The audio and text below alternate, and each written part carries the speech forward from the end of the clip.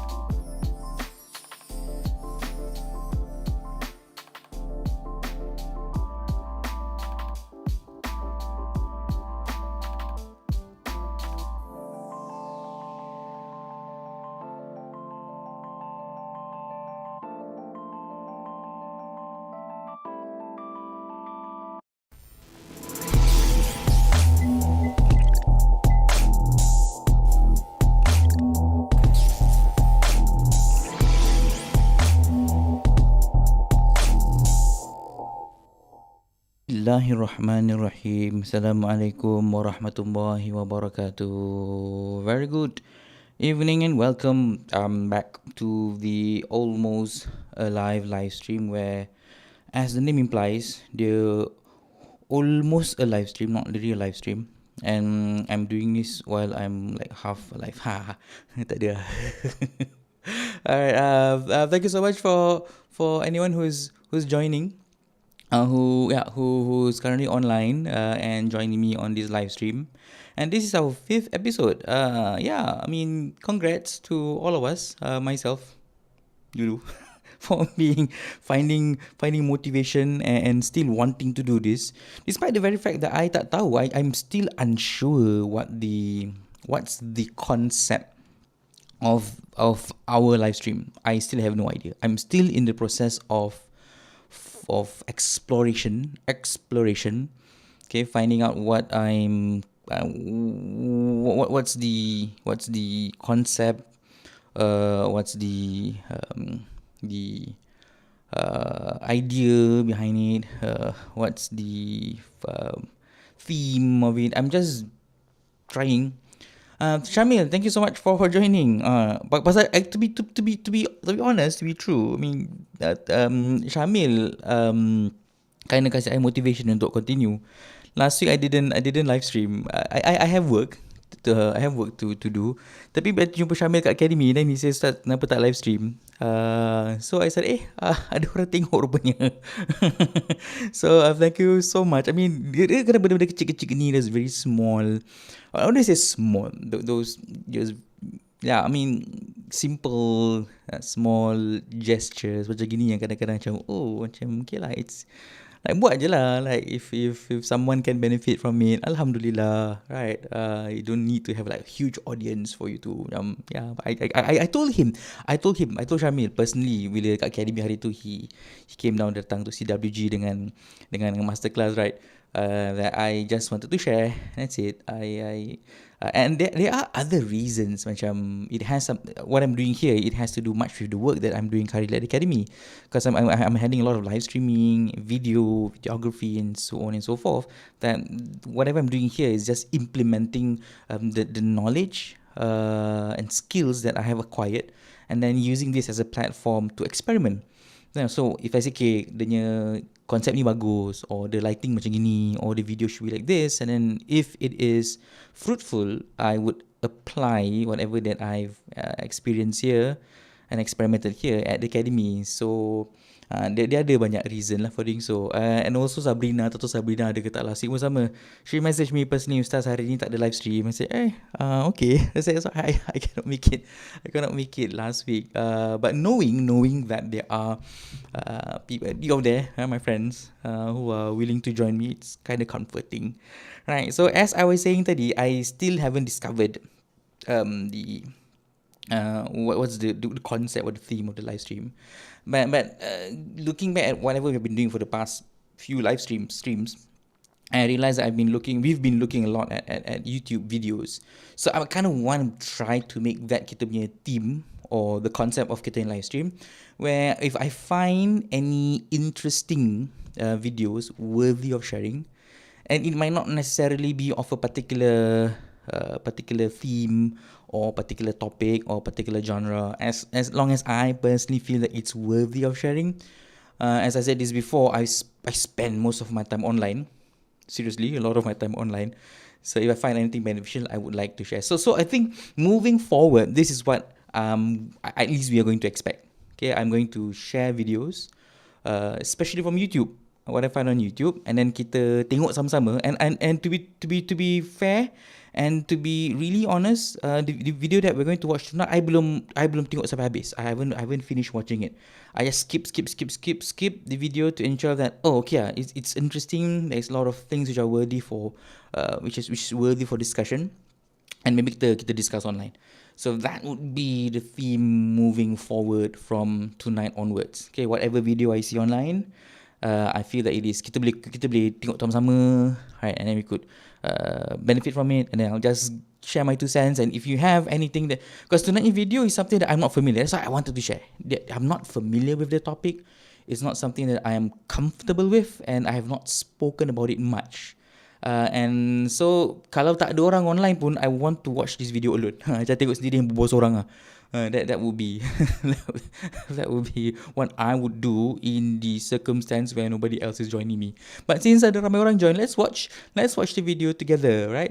So that would be the theme. So the live stream would be, mari kita tengok, jom kita tengok video sama-sama, right? And if you have any videos that you feel macam fascinating or interesting, or maybe we could watch it together and kita boleh, or maybe if you want to hear my 2 cents, I'm not sure that it's worthy of any sense pun if I were to share my opinions, but it may be macam interesting. Maybe you could just drop me a message kat Instagram ke, or if you know my number, just send me a message. Ustaz, let's watch this video and review it, and maybe you could share your opinions on it. I mean, not that my opinion matters pun, right? But fun lah. I mean, yeah, maybe so let's make Tuesday kita lepak-lepak before we go to sleep, just watch something interesting. So I have my air ready, and malam ni kita ada suji. I suka gila makan suji. Yeah, I really like suji. But the thing about suji is it's very difficult to find really nice suji. Ni kat mana Tak tahu. I can tanya my wife. I don't know where. Ni, oh tak. Oh, this is home base. This is HBB. This is a home based business. And dia selalu beli banyak. And I nakal, I jahat. But ni I terus terang. Usually dia beli banyak. And then she always tell me, kita kasihlah jiran and stuff. They say, no, I want to eat this on my own. Because this is sedap. Okay, so I have my suji and I have my air. So kita tengok, we watch, and then if there's something that I wanted to share, let's share. Okay, so tonight inshallah we'll share from video from this particular YouTube page. Let's talk religion. And again, having said this, we are not going to talk about. The videos are not going to be religious centric. In fact, I try my very best to stray away from anything religious per se. I try my very best because takut if it becomes too religious nanti kena submit ICP kan, ICP kena submit ERS macam jangan leceh kan. So tak nak lah. So let's stray away from that. But I find that the topic is a bit more broad. It discusses issues such as occults, discusses issues such as sorcery, astrology, not astronomy, astrology. Hence, it's a broader topic. So I think it's a bit fine. But then again, as I said previously, we can discuss a lot of things. We should discuss banyak benda. Other than just topics, other than just religion. Sorry, nak cakap pasal jam pun tak nak. I don't want. I made it clear last week that I'm not going to make this a watch punya channel. As much as I wanted to, as much as I feel I want to open a secondary channel, so that we could talk about watch specifically. But for now, tak nak lah. Okay, so this is from this particular YouTube page. Nama dia Let's Talk Religion, and I tak tahu how I stumbled upon this specific YouTube page. I really forgot. I can vaguely recall that it is somewhere along the lines of, I think there was a video on existentialism. I think it was on existentialism. I think so. And it's my chat appearing. Syamil punya komen ada kat sini keluar. Tapi dekat yang main chat macam tak ada pula. Kan? I mean Syamil, you ada orang. Oh, Syamil punya chat ada. I'm not sure if there's somebody else. Can anybody just like help me out and just type something so I know that the chat is working? There's nothing on my chat. Sorry, no. Oh, okay, test. Okay. My wife there, thank you. My wife, okay, test. Okay, so the chat is working. Yep, it's working. Okay, thank you. Tak tahu kenapa Syamil yang tak keluar tadi. Alright. Okay. Okay, going back to, yes, hello. Thank you. My wife says hello. Thank you for typing. Just nak make sure the chat dia is working je. Okay, as I was saying. Okay, I lupa. I totally forgot. How did I stumble upon this YouTube channel? I as I said before, I vaguely recall that it was somewhere along the lines of existentialism or maybe about agnostics or atheism.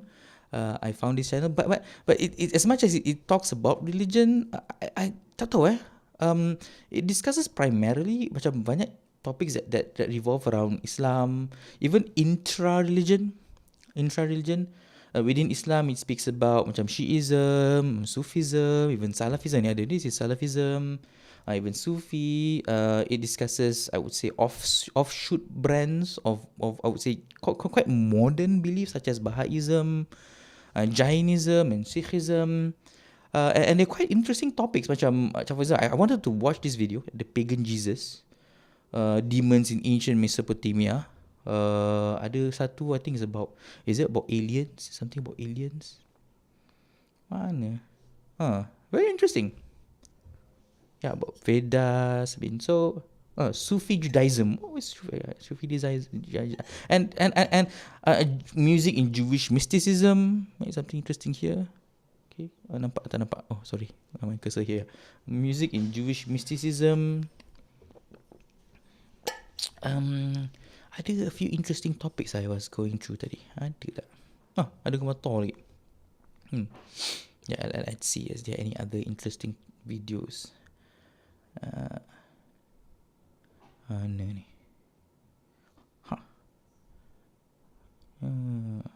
Man, even the Shadiliya is a Sufi. Banyak issues regarding Sufis and quite interesting.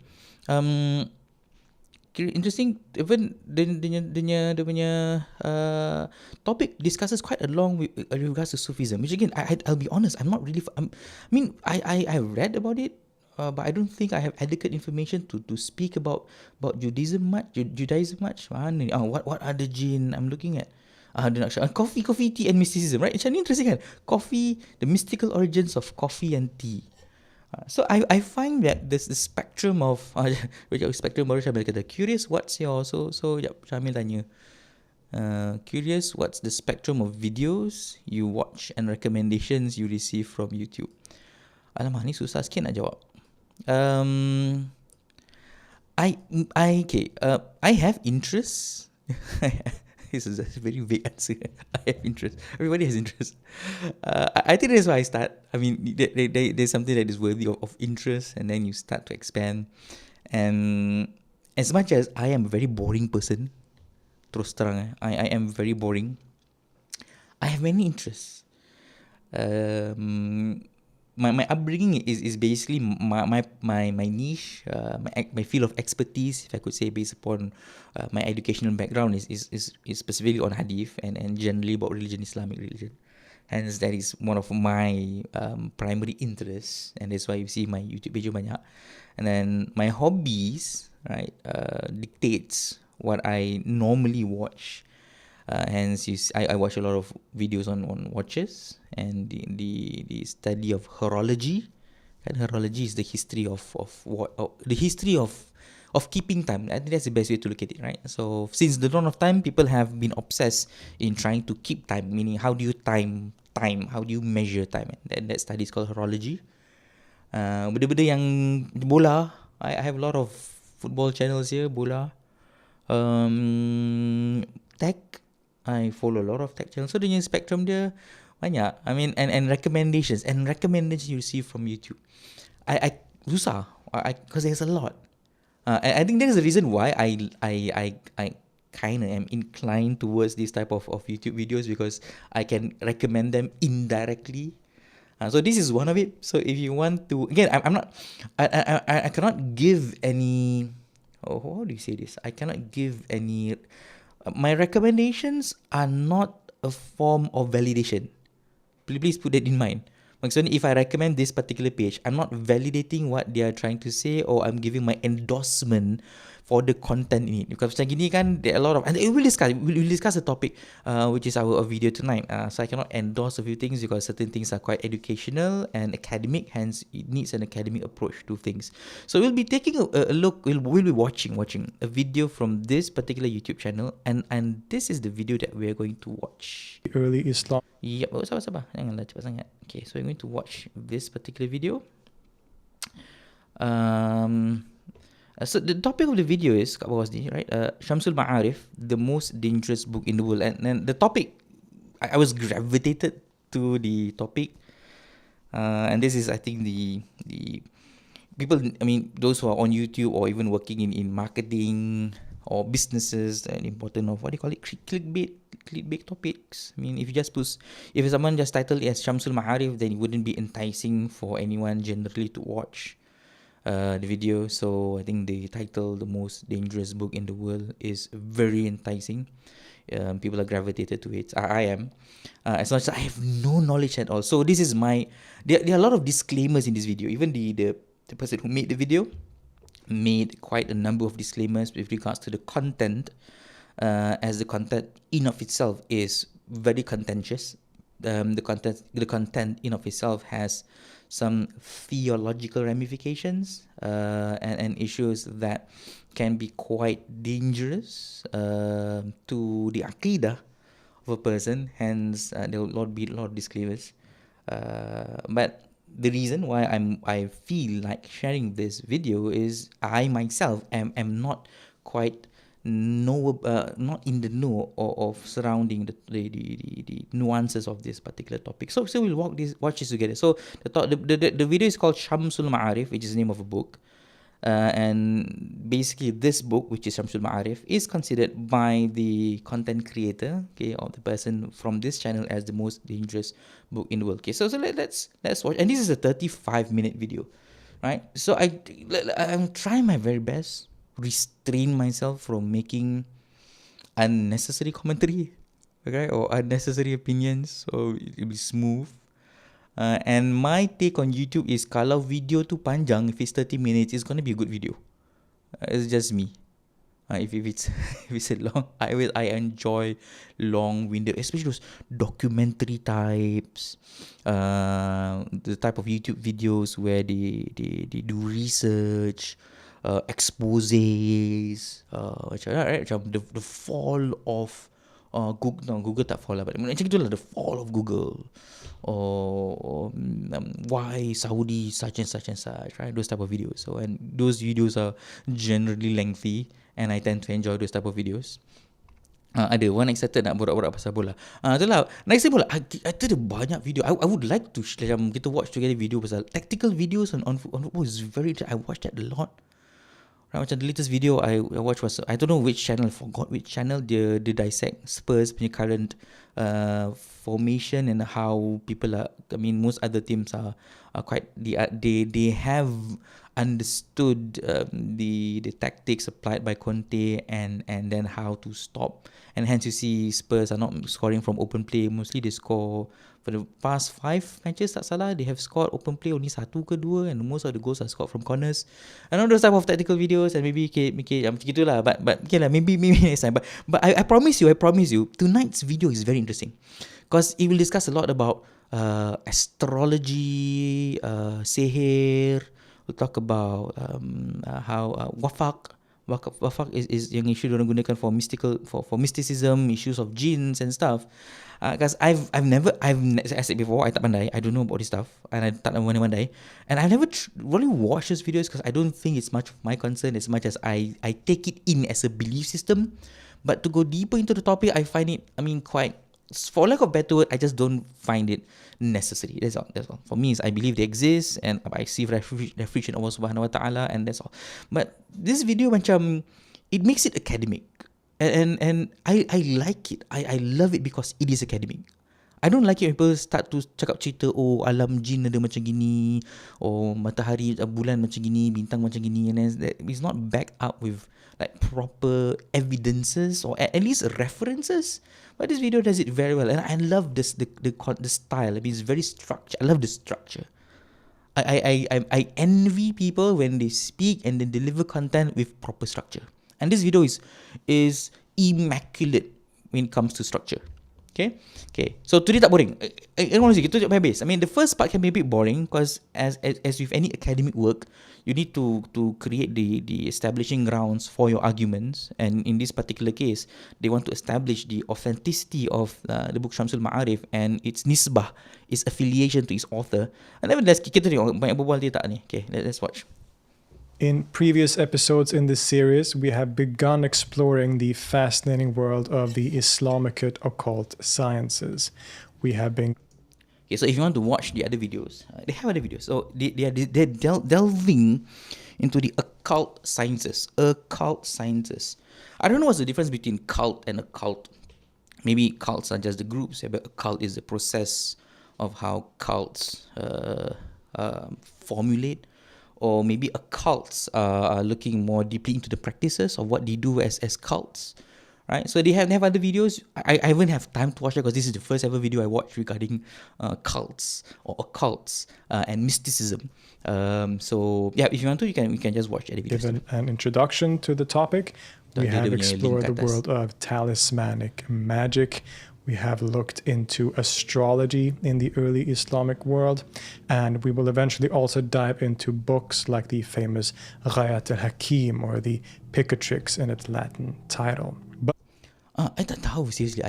That's why I'm excited. I'm personally excited that video ni because I have no idea about the book that he actually mentioned. Apa nama buku tadi? Famous Ghayat al-Hakim. Ghayat al-Hakim. I have no idea what Ghayat al-Hakim is, or they call it the Picatrix. Interesting name. Nama the book, the Picatrix. I think it's a book of again sorcery and magic, astrology, and so forth. Is astrology or astronomy? Or the Picatrix in its Latin title. But the most famous... Okay, sorry Sorry if I have to cut you off. I intrigued gila. So the name of the person is Philip Holm. There is one video in this channel that explains his religion. I mean, I cannot assume just because he's the janggut, right? And he can speak Arabic. His pronunciation is I say relatively well. So I couldn't assume that he's Muslim. I couldn't do research, but malas. I mean, yelah, I could nantilah. But yeah, so I cannot tell you anything about his background. Okay, but he has a good grasp of the Arabic language. I mean, the Arabic, how he pronounced Arabic. He studied Arabic. Cuma he used a lot of translation in his. Cuma before I continue, I like it when I enjoy how people put in effort in trying to set up your scene. Set up dia punya video. Cakap belakang, nampak kat belakang tu ada, nampak main muka. I move my muka sekejap. Kan? Ada tengkorak bro. Serius ada tengkorak. Ada tengkorak. And what is interesting, later actually the video was done in October. I think it's in October. So 4 days ago, I think roughly end of October. And as much as dia tak cakap it's Halloween, but he says it is in line with the Halloween. Dia tak cakap he never use Halloween. But I understand that the month of October is where people talk about the Halloween and then the jinns and all those like the theme is very scary, very mystical. Very so I think that was where he was going with. So dia cakap at the end lah, because I remember I skipped to dia cakap macam gitu. But I admire the dedication. Kan ada tengkorak, ada skull, and ada that pumpkin thingy, and then ada macam this really scary statue, and then ada what is this called, candles. I don't know if the candles are these real candles? Are those real candles? Or are they just like LED candles? Right? They look real. Hope they're not real. Right, so macam dedication is like best. Cuma I mean from a technical perspective, I wish you put more key light on the person. I know he wants to go for the very dark, macam seram-seram, eerie vibe, right? The scary, scary with the scary vibe. But I wish just put key light lah. Macam ada key light. The key light is basically the main light that lights up the subject. Macam I have mine. Right, so if I switch on my key light, then I have the feel yang macam dia ada ni, nampak gelap. So do you guys okay if kita, right, if I go on like this, scary juga. Right, so baru kena dengan dia theme dia. Tak nak lah. Right, so dia kurang, I don't know, is the key light bit, I mean I could adjust my key light to make it. Okay, ni yang buat aku punya video selalu tak habis-habis. Dia cakap pasal syirik banyak. There are a lot of issues of syirik. Okay, no, okay, I don't want. Tak habis. Sorry. Okay, let's go back. Right, okay, let's continue. Dan macam MJ, itulah. Sorry Sabrina. I'm not that person. I don't speak about yang malam MJ is apa misteri jam 12 or yang kisah Ruqyah, right? I have reservations towards that type of topics. But I'm inclined towards Denny punya video. I don't know why. Okay. So we'll talk about it because it's academic. I like it. Or should I say infamous book of occult sciences in the history of the Islamic and Arabic-speaking world is probably the mysterious work entitled the Shams al-Ma'arif, or the Sun of Knowledge. A book that is revered by some as a useful book for spiritual practices and esotericism, but by others it is feared as the most dangerous book in the world, a cursed book that just owning a copy of this book will bring on evil forces or jinn that will mess up your life. So what is this book? Who wrote it? And what kind of things do we find in it? Bajet boy. Tiba keluar lagu dia. The book is interesting. I mean, from the introduction, there seems to be a dichotomy in how people perceive the book.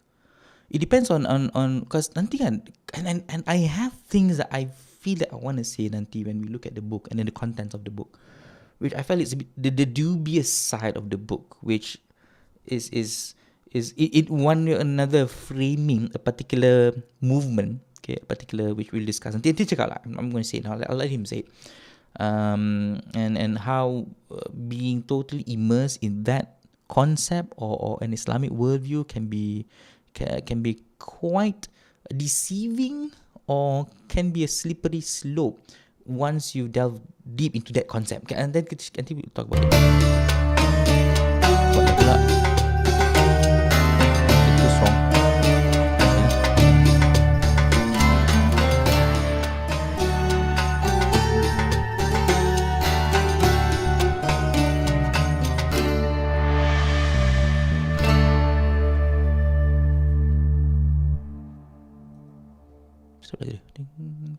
The Shams al-Ma'arif is probably the most famous occult book in all of the Arab and Islamic world. It is a big text, and indeed it is a kind of encyclopedia of all kinds of occult practices that have been common in the Islamic world historically. It covers everything from talismans and amulets to how to construct them, theories of the science of Arabic letters and their magical powers, magic squares, how to summon jinn, and much else. The book is attributed to the 13th century figure Ahmed al-Buni, often popularly described as a magician and as the source for much of these sciences. But when we explore this figure and the history of the text itself, we find that things are a bit different from how they are usually portrayed. Little is known about Ahmed al-Buni's life. His full name seems to have been Abu al-Abbas Ahmed ibn Ali ibn Yusuf al-Qurayshi al-Buni, and he probably lived from the late 12th century to the mid-13th, although his year of death is disputed, as we will see. The name, or Nisbah al-Buni, suggests that he originated from the city Buna, which is in modern-day Algeria, and the sources we have indicate the same thing, that he came from and spent most of his life in North Africa. He is primarily associated with Egypt, after all. This places him in a very interesting and significant time and place. He was a contemporary of the very famous Sufi figure Muhyiddin ibn Arabi and came from roughly the same region. Indeed, let's discuss this a bit. So the video begins with trying to find or creating awareness towards the author of Shamsul Ma'arif, which is al-Bunni. Now, I just wanted to share something about Muhyiddin ibn al-Arabi, ibn Arabi. Those who studied with me previously should be familiar with how I address Ibn Arabi. So there are two Ibn Arabis that we need to understand. Okay, so the author is mentioning here that al-Bunni is within the same time frame as Ibn Arabi. We need to know there are two prominent popular Ibn Arabis. Okay, so one we have here, which is Muhyiddin, and I am inclined towards the pronunciation of this name without the al. Nampak ada al ni?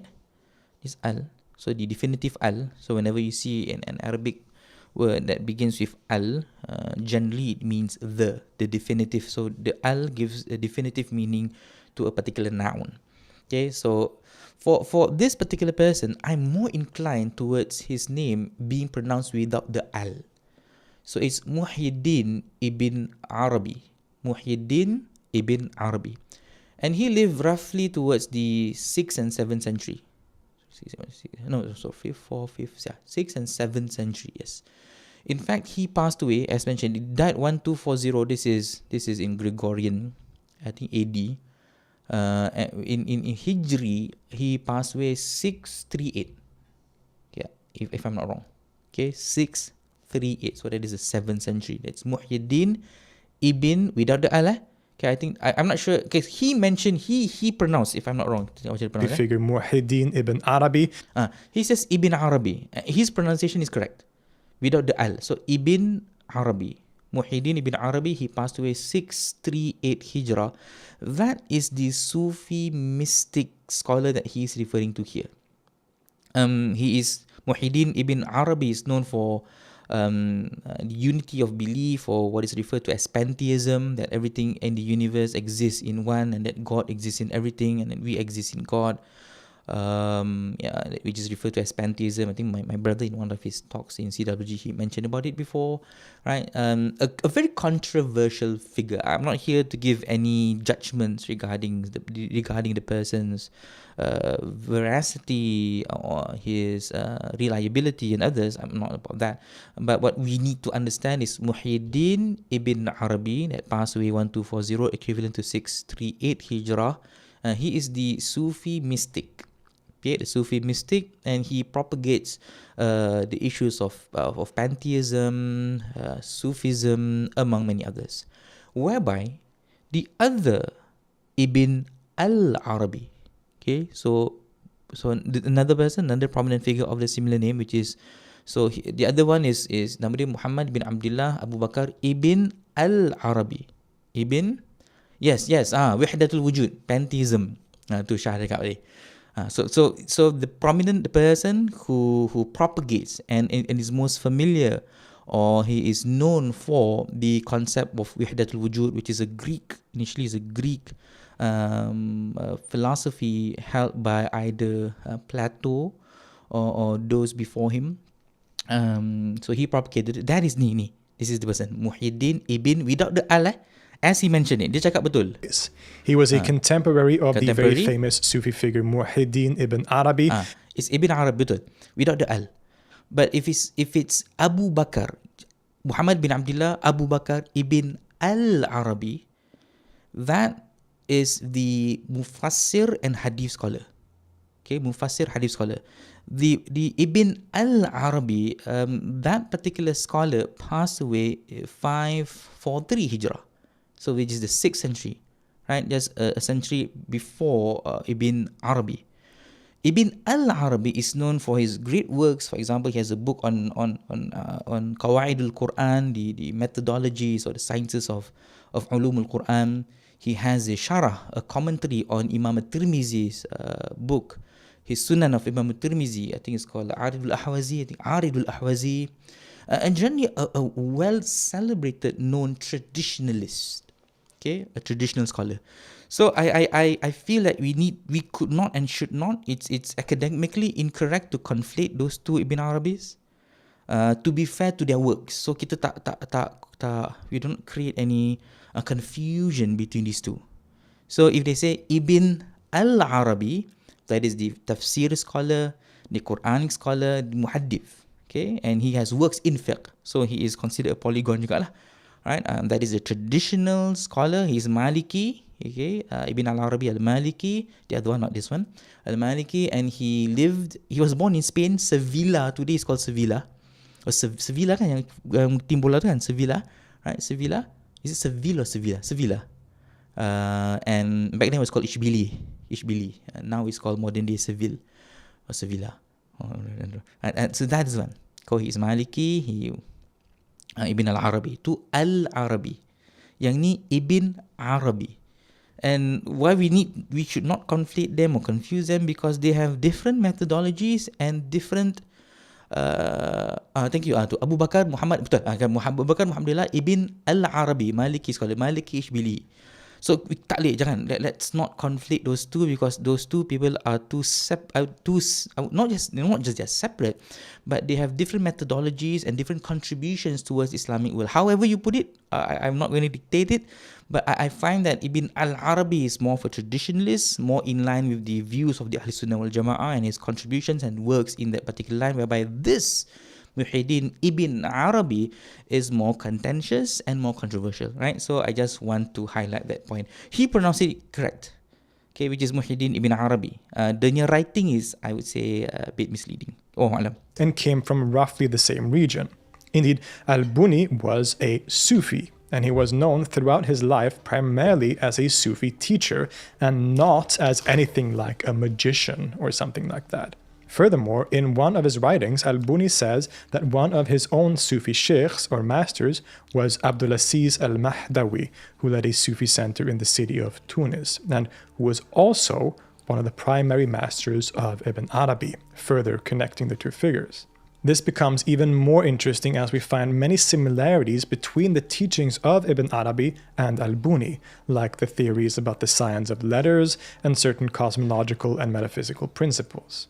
And this is important. We should look at Ahmad al-Buni as a Sufi master who came specifically from the heavily speculative Sufi culture of the Maghrib, which is Western North Africa, and Al-Andalus. This region was ripe with Sufism, but it was a Sufism that was, to generalize, more theoretical, more concerned with metaphysical and cosmological speculation on top of these spiritual practices and psychological transformations associated with Sufism, more so in the East, you could say. Okay, I'm a bit, I would say, I have views regarding this. I mean, there has always been a controversial topic regarding the Sufism of the East and Sufism of the West. Sufism of the East, which I would say primarily is situated, or which is which is deeply rooted within the areas of Persia, of Iran, and Iraq and Mesopotamia, whereby the Sufism of the West, which is highly, I would say, it's centralized, or it began primarily around, roughly around the northern Africa, and it migrates all the way to, ni apalah ada orang masuk sini. Kena ada ni lah. Kena ada admin. And ada, what? I'm totally disturbed by benda ni. Sekejap Remove. Ni kena report dekat ni YouTube. Remove. Sorry report.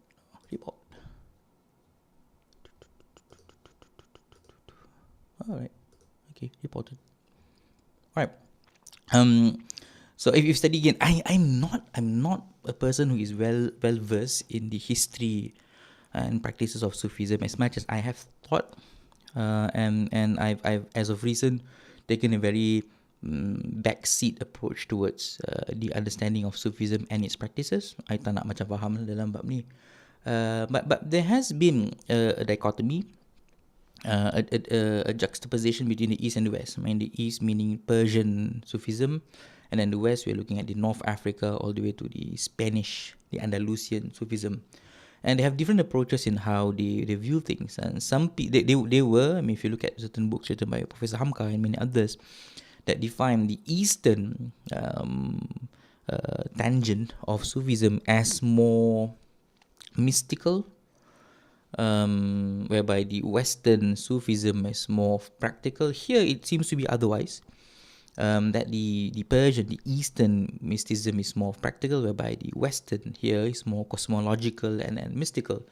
Nevertheless, I mean, however it is, we could safely assume that there have been different and quite a number of approaches, that's it. Okay, number of approaches towards the practice of Sufism in of itself. That is why I feel that it's kadang-kadang it's a bit unfair to conflate all of these Sufis into one box. But having said that, you see that and this, even if we're just into like 4 minutes into the video, the way the content creator here is framing the discussion is that, well, we are discussing about occults, we are discussing about astrology, we are discussing about magic, we are talking about sihr and so on and so forth. But then again, there has always been an influence from Sufism. So is Sufism promoting this type of beliefs and theology, or it is just a coincidence that kebetulan this book has the author who is more of Sufism, or is there a good form of occult, okay, based upon this spiritual background of the Sufi scholar here, Buni? So, apa buat ni? This is an environment that brought great mystics with a speculative, philosophical, quote-unquote, bent, like Ibn Arabi, Ibn Saba'in, Ibn Barajan, and indeed Ahmad al-Buni himself. And we do in fact find many similar ideas in these writers. Because, importantly, all sources indicate that Ahmad al-Buni later in his life became seen particularly as a great and revered Sufi teacher and master who led a group of disciples or students primarily in Cairo, Egypt. They would have performed all the practices associated with Sufism, such as dhikr, remembrance, and khalwa, spiritual retreats, and most of al-Buni's writings attest to this very strong Sufi connection and the fact that he was a spiritual master to several students. Even after his death, which is sometimes said to have been in the year 1225, but other times we see the years 1231 or 1232, nonetheless, after his death, his tomb became a place of pilgrimage, which shows us the kind of status he had as a Sufi teacher, and that he was maybe even seen as a kind of saint or wali. Ahmad al-Buni also left behind writings, which have collectively come to be called the Corpus Bunianum by academics. And it is here that we find those occult and esoteric aspects that he has become so strongly associated with.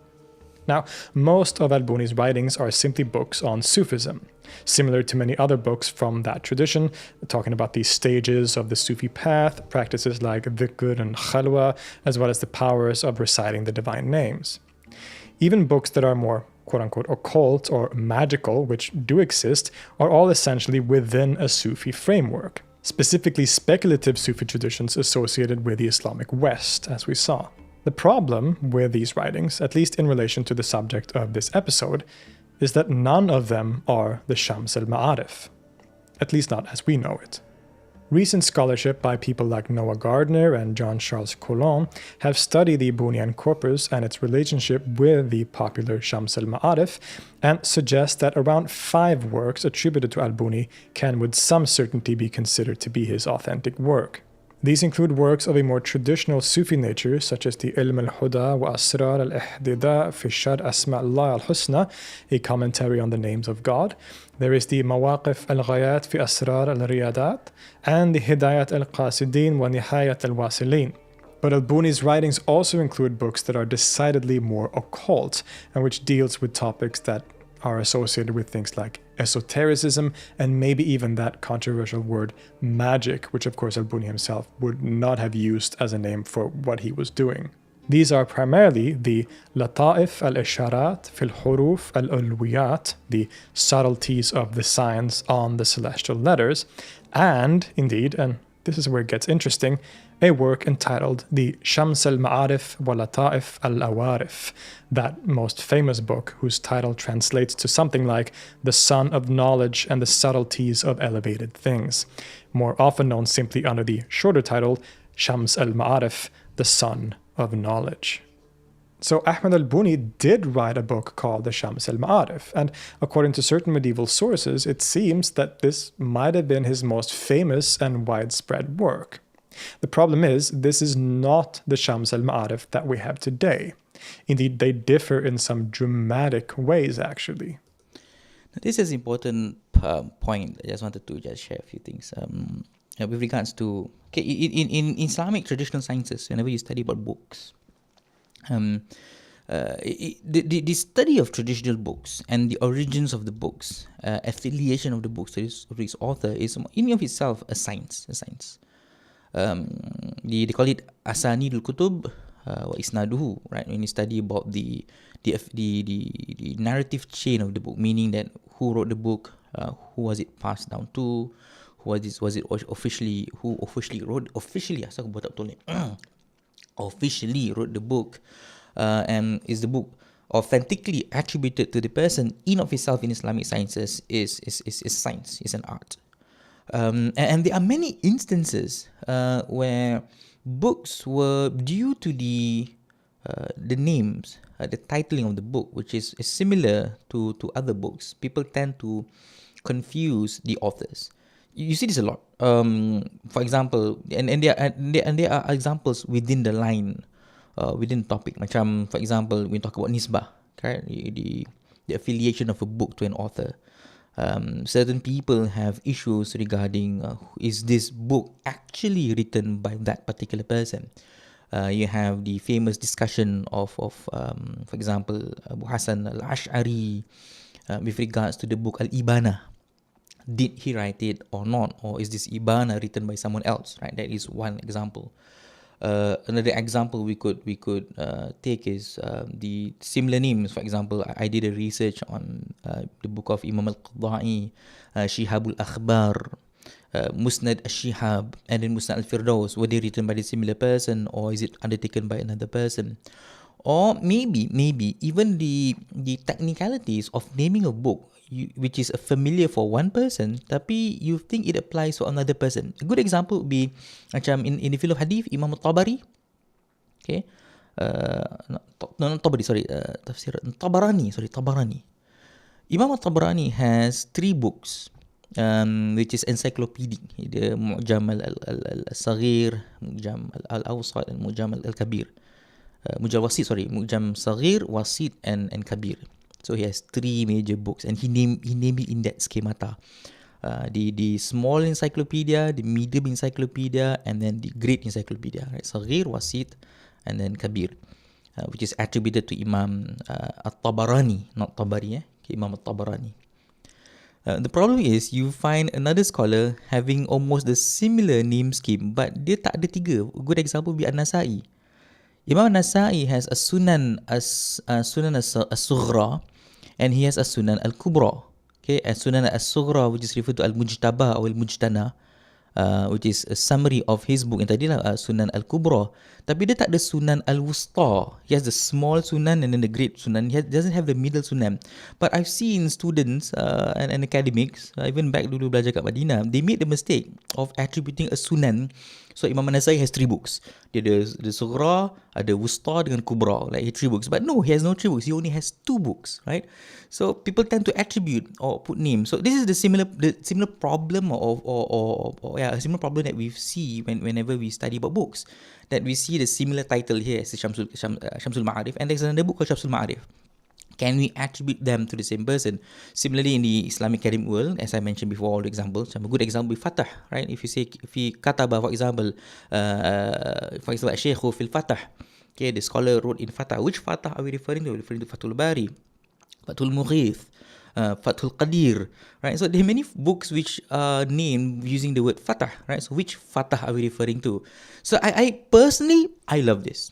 I enjoy the video because you begin to start and do research regarding the history, the authenticity, the veracity, the historiosity of the book, and is it really the book written by Al-Bunni, Shamsul Ma'arif, the one that is more familiar with magic and sihr? Is it the same book? Or do they take elements from Al-Bunni and then they put it in a different book because they share the same name? And this is what I appreciate whenever I see these type of videos and this type of research, where they go into like deeper detail regarding the origins of books, and this is, I find this fascinating, and I appreciate works of such.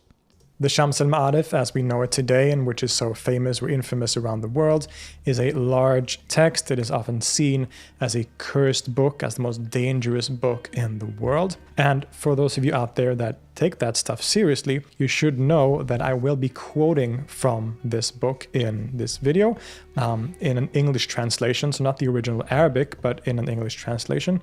It will be pretty clear when I am quoting from it, but that's my warning to you, so you can either choose to just not watch the video if you are legitimately concerned about that, or just sort of keep a lookout for when I'm going to quote these.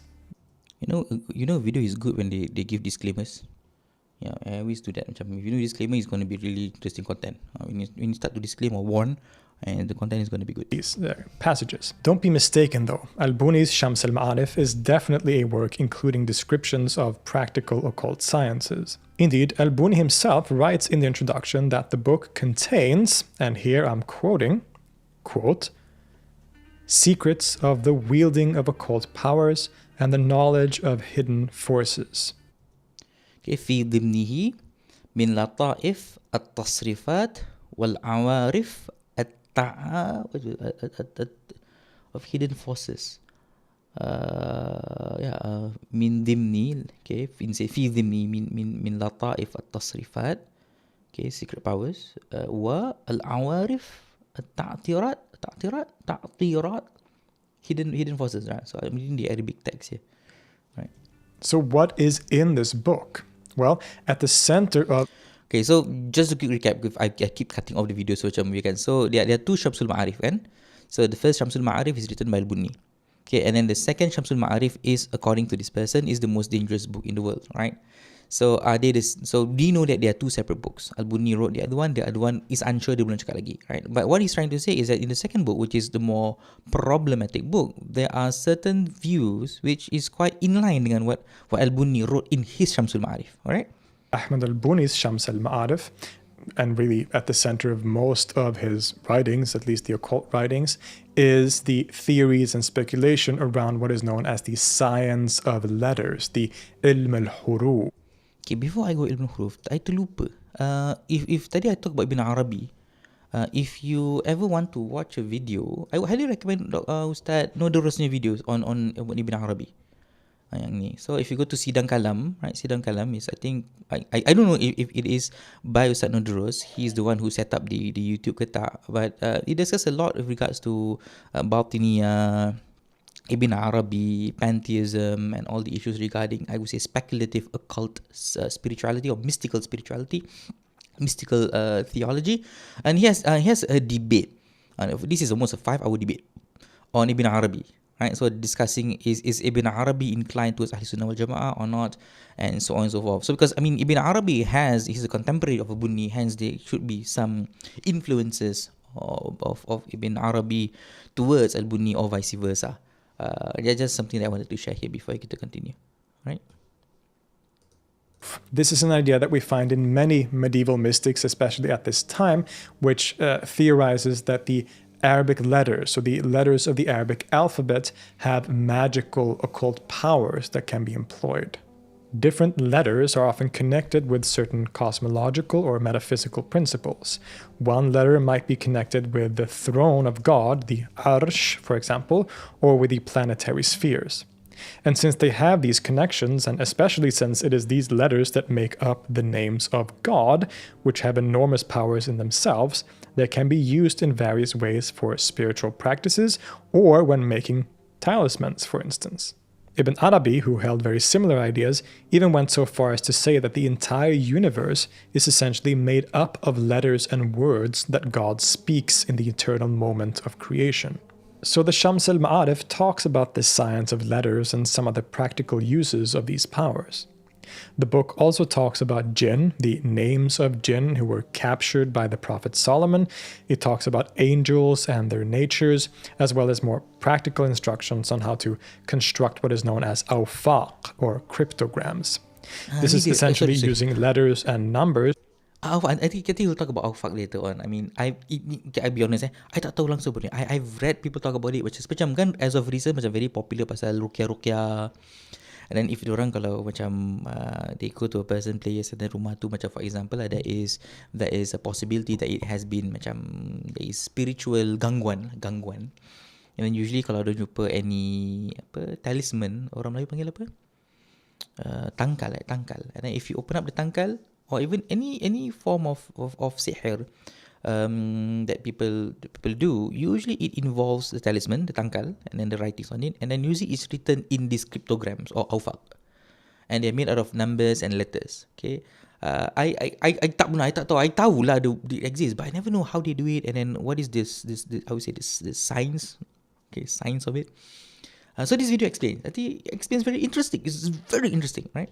To create symbols that have But if you dah tahu tak apalah. I mean, it's I tak tahu. certain powers. Yeah. The most prominent example of this is the so-called magic squares, which are, squares of numbers in different rows that add up to the same number, regardless of which way you add the numbers up. They always add up to the same number. That's the principle. And even though Al-Bunni never uses words like talisman or amulet, or that is the Arabic equivalent of those words, he essentially gives us instructions on how to create such objects using these cryptograms, letters, divine names, and Quranic verses. Remember, Al-Bunni was a Sufi, and theories regarding these things appear to have been rather common in esoteric Sufi circles, as we saw with Ibn Arabi, for example, and in certain circles of Shiism as well. So, this is where I get macam tak tahu I tak nak cakap banyak lah. But there's always this connection between, like, I would say extremist Sufism and then a certain branch of mystical Shiism, and then its connection with this type of mystical elements of occult issues. And again, saying that it has Sufi origins does not necessarily mean that it is entirely Islamic. That's the issue, right? To say that, it has been discussed within Sufi discourse, especially within the works of Ibn Arabi, right? He uses this awfaq, and then ilm al-huruf, right? All of these knowledge does not necessarily mean that it is Islamic. Well, it is discussed within Islamic discourse, but the acceptance of this particular knowledge within the more traditional sphere, right? Is this considered Islamic? As much as it is found within Islamic traditions, especially within the spheres of Sufism, does it necessitate its reliability and acceptability, practicality and usage and acceptance within the traditional sphere? It wouldn't have been weird for a Sufi master at this time to be involved with these kinds of things, especially in the Maghreb or North Africa, as we saw.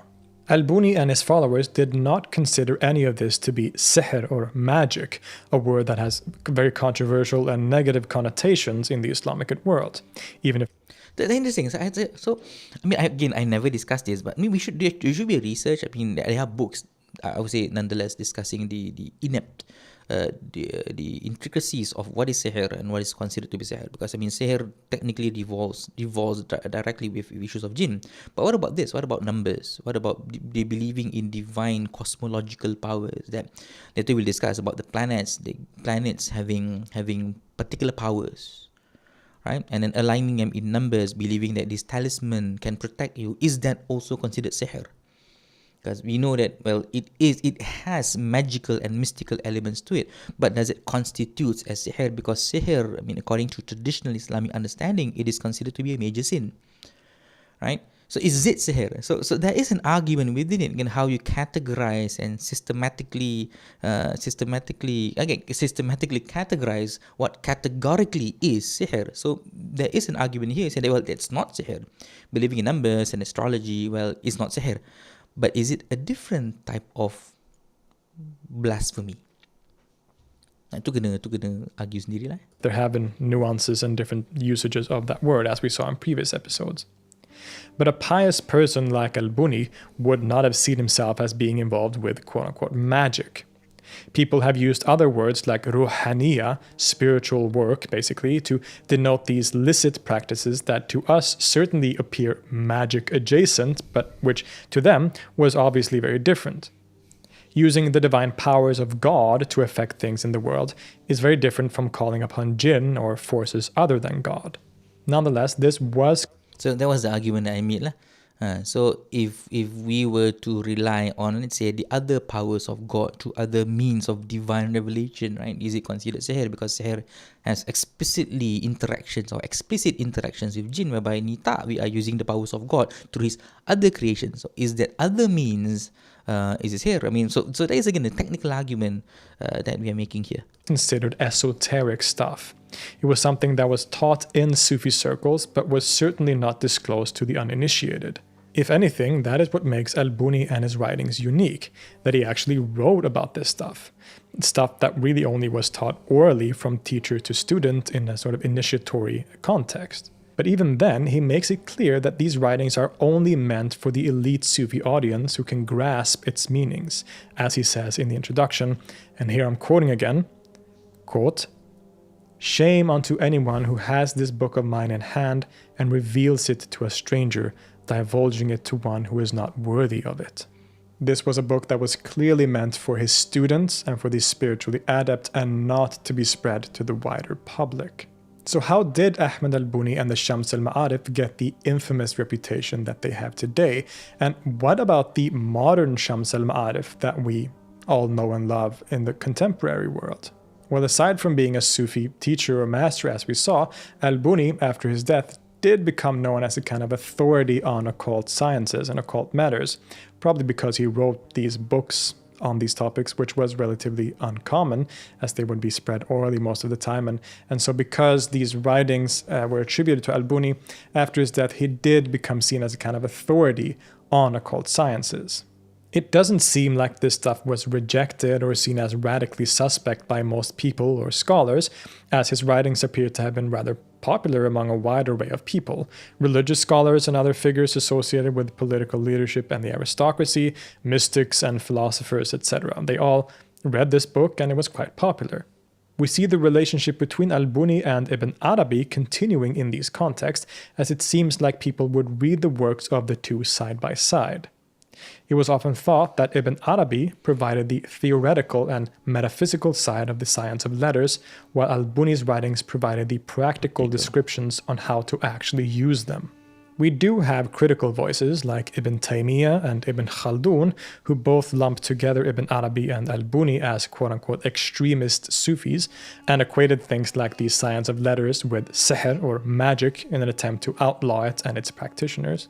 These two are perhaps the most prominent critics of the popular forms of occult sciences in the Middle Ages, but even though these figures are often upheld today as representatives of Islamic civilization and its intellectual tradition, they did not represent the majority at the time, and the writings of al-Buni continue to be popular in various circles. Interesting, kan? I mean, Ibn Taymiyyah and Ibn Khaldun were not popular. I mean,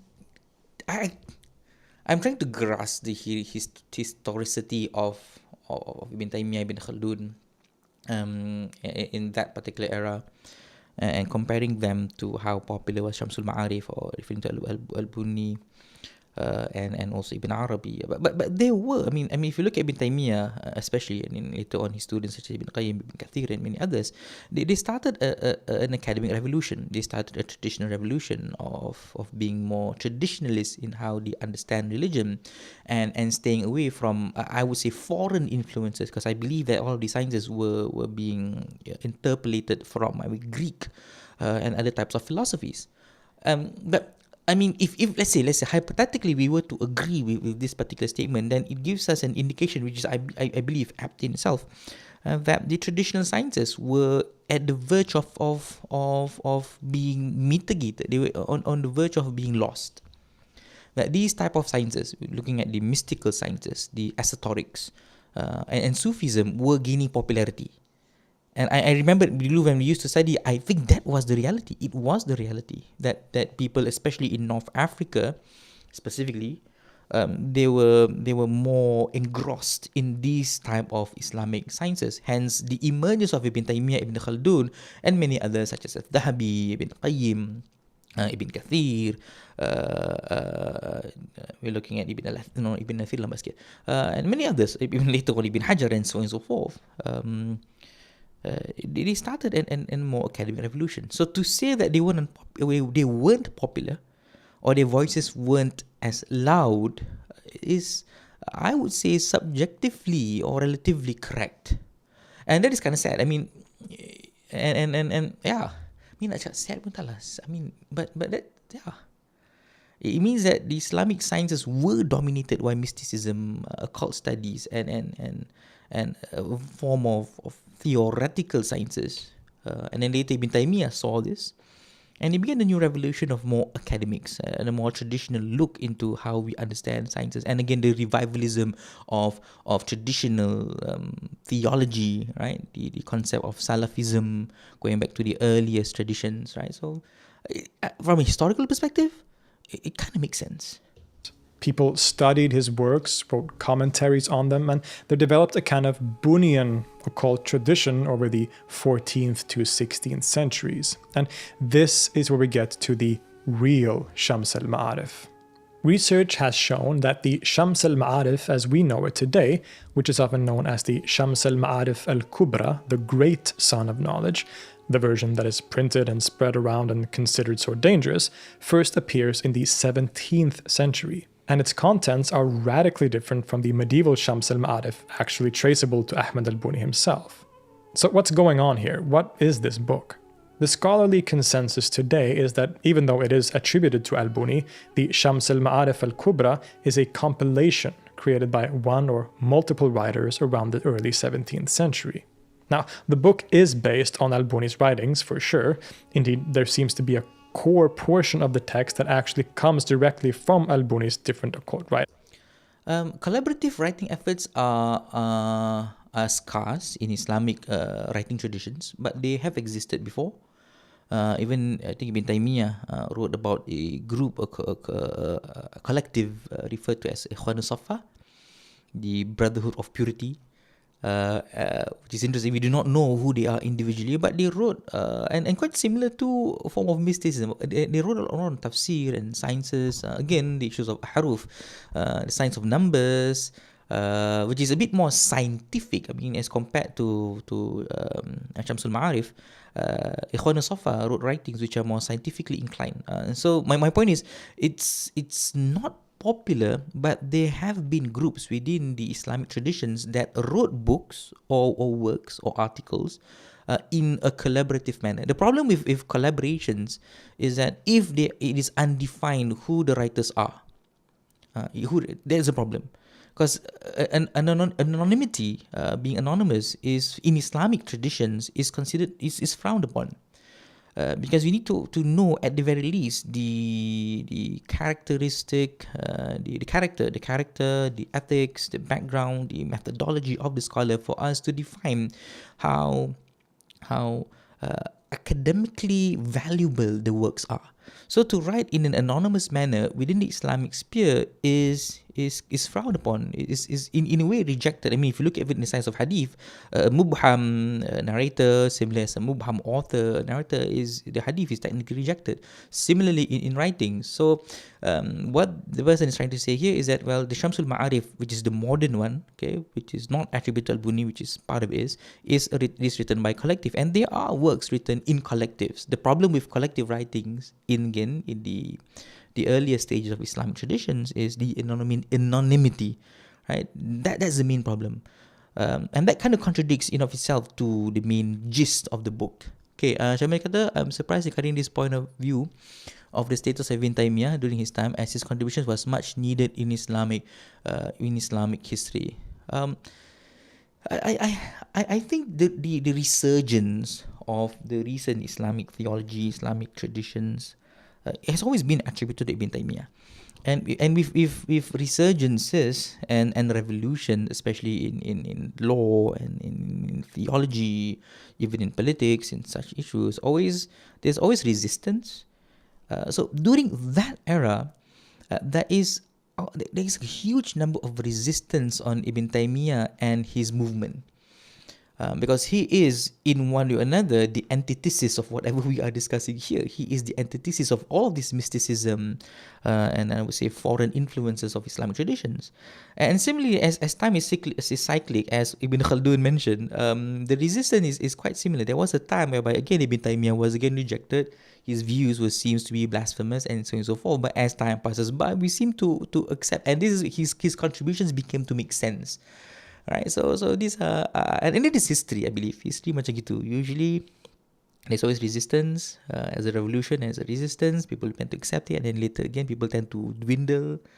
There is a downfall, and then again Islamic sciences begin to rise up again, and you see this happening at the time of Imam Ghazali. Hence he wrote the book Ihya Ulumuddin, and then there's a downfall here with regards to this type of Islamic knowledge, and then again Ibn Taymiyyah, and after Ibn Taymiyyah, look at the downfall after the fall of the caliphate, and then now we are, I mean, I don't know what phase we are in, but there's always a cyclic downfall and an uprising of religion, and we always need these type of scholars, these type of figures within history to keep reminding us as we begin to stray away, right?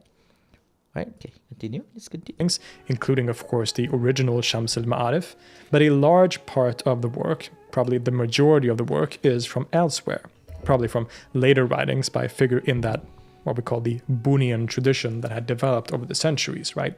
For example, a lot, maybe most, of the non-Bunian parts of the Shams seem to be from the figure Abdurrahman al-Bistami, one of the major commentators on al-Buni's works and a famous occultist himself. So the modern Shams al-Ma'arif is indeed a kind of encyclopedic work. It is a compilation of different writings from various authors.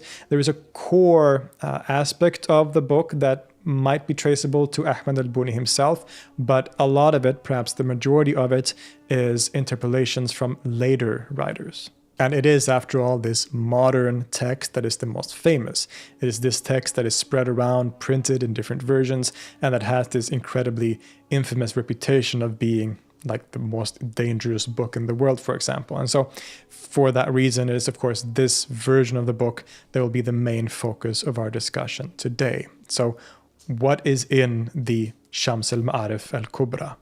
It is a large text, one that features many chapters and sections dedicated to all kinds of occult sciences. It is often called a grimoire or a book of magic, and that label isn't entirely wrong, of course, but calling it that also neglects some of the core features of the text. Indeed, most of it remains within a strong speculative Sufi framework. The Shams has a complex and intricate cosmology where everything is connected to everything else, a framework in which all of the so-called magical aspects figure. Now, the book isn't always terribly consistent in its ideas, which is one of the main reasons we can be sure that it is a compilation, but nonetheless, there is an intricate system of threads where everything from the divine names, the letters that make them up, the stars and heavenly spheres, the human soul, and every other aspect is a part.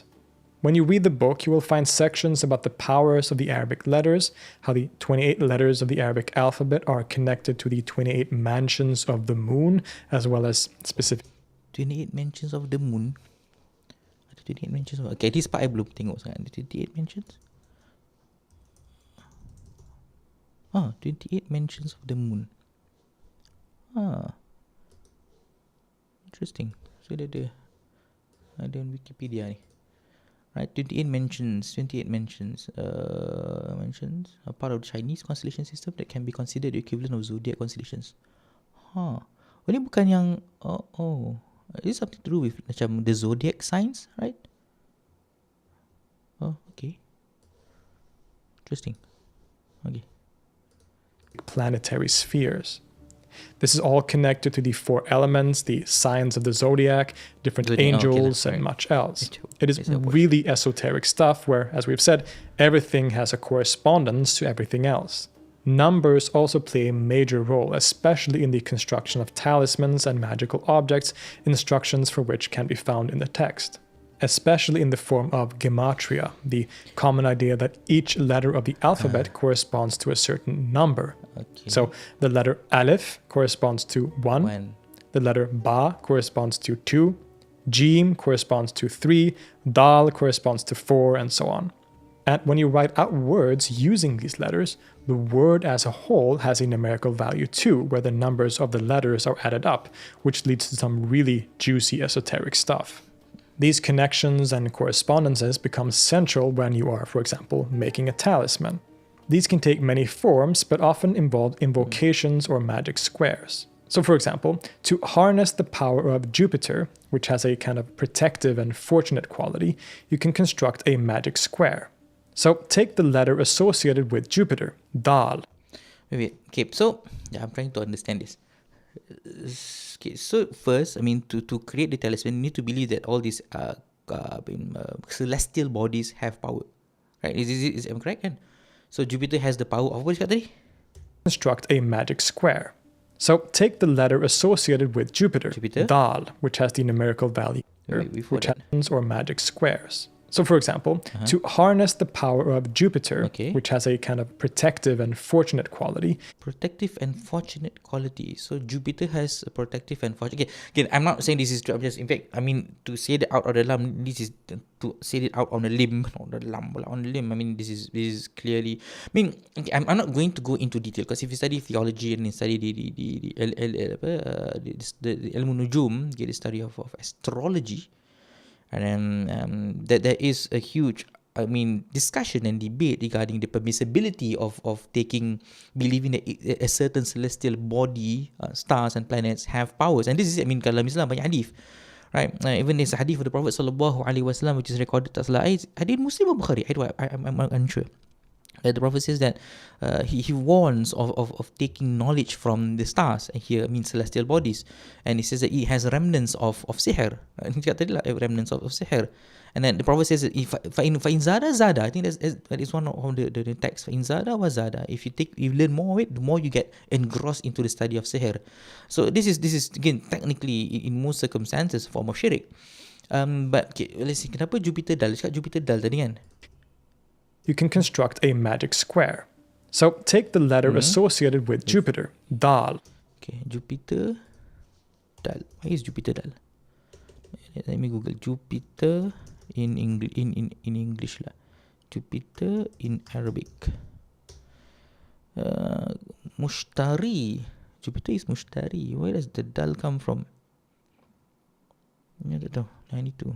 Why does so Jupiter is, or maybe because looking at the punya sequence, right? Sequence Dal, maybe sequence. I tak tahu. Yeah, I don't know why. Okay, let's take as it is. So Jupiter has that particular power, and then the letter associated is Dal. Then Dal nanti dari number dia kan. Is it right? which has the numerical value of 4. Numerical value. Okay, 4. Thus, you make a 4x4 magic square where the numbers in any straight line add up to the same number, whichever direction you count, like I said before. Then you write the letter itself, dal, 35 times, which is the numerical value of the letter dal when written out as it is pronounced, using dal, aleph, and lam around the magic square. You can also write various names of God that include that letter, such as al-wadud in this case, the loving. You then inscribe this talismanic symbol when the moon is in a good and fortunate mansion in the sky, on a parchment or an iron object, or any object really that you can carry with you or that you can hang over your door and similar things. You can also write it out with ink, then wash off that ink with water and drink the water. Thus, one has harnessed the fortunate powers of Jupiter by using the intricate thread of correspondences, from the sphere of Jupiter to the letter associated with that sphere, to the numerical value of that letter, to the names of God that include that letter, and so on. You see, there's a connection between all these different aspects, as well as the lunar mansion connected to these various things. It's all connected.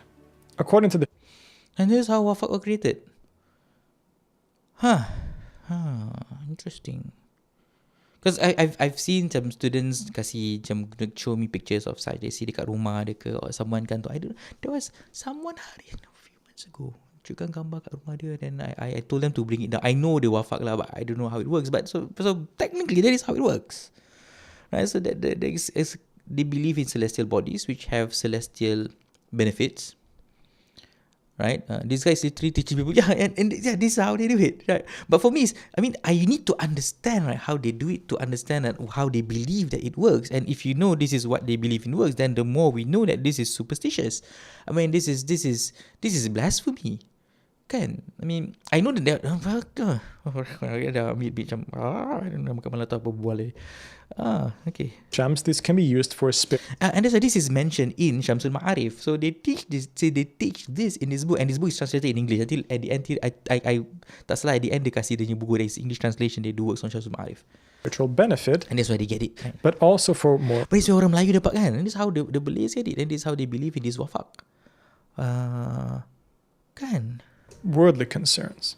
It instructs on how these things can be used to get people to like you, including getting women to be attracted to you, of course, to cure a fever or a scorpion sting, and even some of the more nefarious things, such as destroying your enemies. Although the author also tends to discourage people from doing these things, saying things like, here is how you destroy your enemy, but just remember that all these actions will be judged on the day of judgment. So he gives instructions, but also is like, you probably shouldn't be doing this stuff. For example, then, if you have a fever, then do this. And again, I'm quoting here, quote, if you write it, then wash off the ink with water and give the water to an ill person to drink. That person will be protected from fever. If you get stung by a scorpion, quote again, write them upon a piece of copper, then heat the copper in a fire.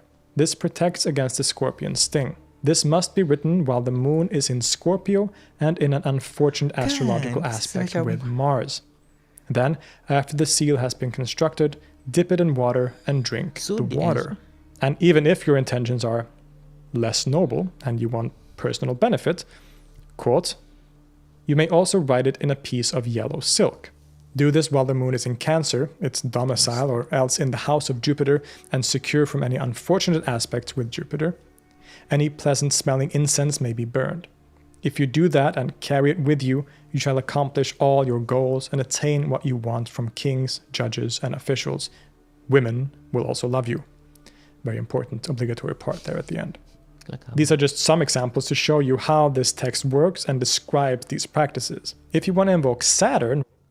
Sebab cakap, this requires too much mathematical knowledge for me to even want to commit the effort. Because, if you have to have something like, if I wanted numbers like 4, right? So I have 4 and then 4 squares and 4 squares, and then the numbers have to add up. For all the number of squares to have the numbers that they wanted, that takes a lot of... In other words, tukang sihir ni are mathematicians, and they should get a Nobel Prize for mathematics.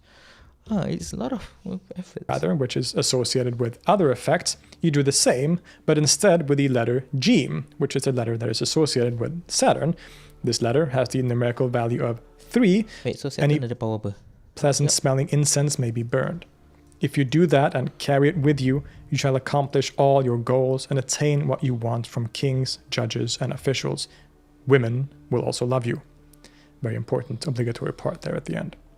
These are just some examples to show you how this text works and describes these practices. If you want to invoke Saturn, rather, which is associated with other effects, you do the same, but instead with the letter Jim, which is a letter that is associated with Saturn. Ito kenapa Sahal is Jim? I mean, Saturn in Arabic is Zuhal, if I'm not wrong. Zahal or Zuhal. Tak tahu. Syah cakap Shopee. Ya, hari tu I nampak. Funny thing about this story about Shopee. Keluar, I shop a lot at Shopee. So, kan ada homepage where they recommend stuff. Hari tu, it was not recommended. It was a paid, like a paid advertisement, and the paid advertisement jual barang-barang macam gini. Seriously, the wafak, and then minyak apa, and that's bukan minyak urut-urut tau. This is minyak for you to like gain power or influence or love for women. Jual, Shopee dia jual. Seriously, you can go. Ada jual benda-benda ni. This letter has the numerical value of 3, so in this case you make a 3x3 magic square. You write the letter Jim, and you write out the letter Jim with the 3 letters, or Jim, Ya, and Mim, and you write letters or names of God using that letter, and so the whole process. But instead, all the aspects have changed because of the different correspondences in the case of Saturn rather than Jupiter. The Sufi orientation of this book becomes clearest when it discusses the very strong powers of the divine names. All the names of God have powers and can be vocally recited or written down to have different effects. Ar-Rahman, the merciful, has effects that correspond to the attribute of mercy. As-Salam, the giver of peace, can be helpful to end conflict, and so on. The name Allah is the most powerful of the names since it encompasses them all. Although there is also talk about a secret greatest name of God, Ism al-Azam, a hidden name supposedly composed of 73 letters that Ism al-Azam ada discuss. I mean, there has been traditional discussions regarding what is the greatest name of God, because there are a few hadith. I mean, I think technically around 5 or 4 hadith discussing about the, and kita dulu belajar, those who study with me, we discussed the opinions of scholars regarding what is Ism al-Azam. So there are basically 2 opinions, 2 main opinions. The first opinion of scholars saying that there is a specific name and they give their opinions, and that itself is a plethora of opinions, and the other 2 says it's still hidden, it's not known except for Allah subhanahu wa ta'ala, right? This is it. I mean it is discussed because there is a hadith regarding it, but it consists of 73 words or 70 letters, and I mean it possesses powers and so on and so forth. That's a different topic altogether. But technically, if you study, there is the hidden greatest name of Allah subhanahu wa ta'ala, because the Prophet mentions. So he gives some, I would say, clues to what the names are. And as Ibn Hajar himself mentioned, he says that the reason why they will remain hidden is so that we continue to search for it, and searching for it is by reciting the Quran or reciting the names of Allah subhanahu wa ta'ala as for invocation, so that we continue to do it continuously rather than known only to the prophets. Just knowing a few letters of this name is said to give the person the ability to perform miracles, and it is on account of knowing this secret name that figures like Jesus were able to raise the dead. I'm going to quote here again, quote, "Through these names, Jesus used to raise the dead and cure the blind and the lepers. These names are written in the heavens." Phrases can have similar effects, especially the phrase Bismillahir Rahmanir Rahim, which has a whole chapter of the book dedicated to its powers. This phrase, which means in the name of God, the most merciful and compassionate, begins every surah of the Quran except for one, and is recited by Muslims before any major task, such as holding a speech, for example. This chapter on the Bismillah explains that it is one of the most powerful sentences in existence. It includes 3 names of God and is the very first line in the Quran. The Shams al-Ma'arif mentions a tradition where all of reality is said to be contained in the Quran. The entire Quran, in turn, is contained in the first chapter, Al-Fatiha. The entire Al-Fatiha is contained in the opening sentence, Bismillahir Rahmanir Rahim, and the entire Bismillah is contained in the letter Ba. Even more so, the entire Ba is then contained in the dot underneath the letter. This dot thus contains the whole Quran and, metaphorically, the whole universe. It is the point from which the entire book of God is then written, the point from which the vast threads of the universe are sewn. It is really breathtaking stuff.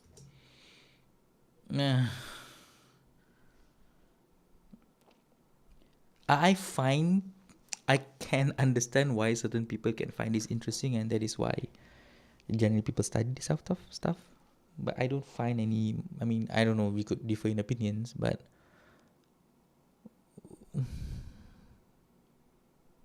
kind of speechless. What benefit? I mean, what benefit do we know that if the entire universe exists in that dot?